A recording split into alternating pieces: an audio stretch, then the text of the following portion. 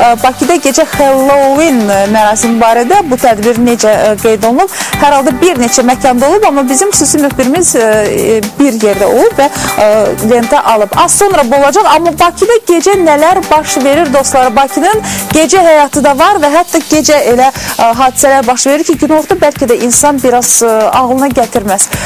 Və əlbəttə ki, müxtəlif əyləncələr, elə dedim, Halloween bayramı. Bundan başqa elə insanlar var ki, günorta yox, məhz axşam gəzinti üstünlüyü verirlər və elə insanlar da var ki, onlar yalnız və yalnız gecə yaşamağı xoşlayırlar. Söhbət kimdən gedir?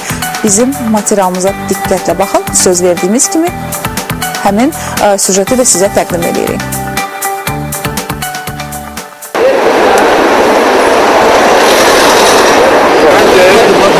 Avropa ölkəsində yox, Bakıda lentə alınıb. Maksudun Monikaya, Sənanın Siyamaya, Cehnun Jessicaya çevrildiyi məkanda. Payız fəsli olmasına baxmayaraq onlar öz amplasındadır. Mini yubqa, açıq-saçıq paltar. Mən özümün nə aidəmsə, nə isə tələb edirəmsə, ona görə çıxmışam mən. Mən öz tələb elədiklərimi yerinə yetirməyə çıxmışam. Nə tələb edirsiniz? Mən qadın elədiyini, mənim hissiyyətim nədir? Hissiyyətim nəyə aiddir? Hissiyyətim kişilərə aiddir. Bu isə hamının Roz adı ilə çağırdığı, əsl adı isə Rəşad olan şəxsdir. O Bakıda əsl həyatın elə axşam düşdükdən sonra başladığını deyir. Adım Roza. Roza. Daha doğrusu Rəşadın sözlərinə görə Bakıda məhz gecələr normal həyat gəzmək mümkündür. Heç kim də dolaşmır, birtəhər baxışlarına qərq eləmir, təhqirə məruz qoymur. Bu insanlarla söhbət zamanı onlardan bəzi maraqlı məlumatlar da əldə elədik.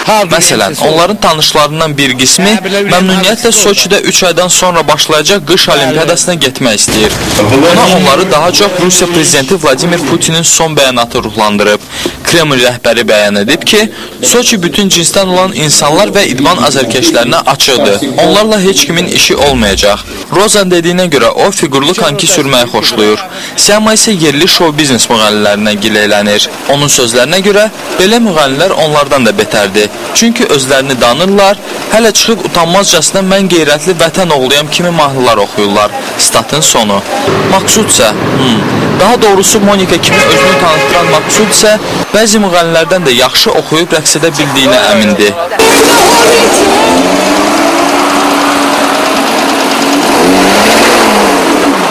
Bəlkə də gecələr tanınmayan hala düşən bu insanları gündüzlər hər birimiz görüb ünsiyyətdə ola bilərik və onların gecə həyatını ağlımıza belə gətirə bilmərik.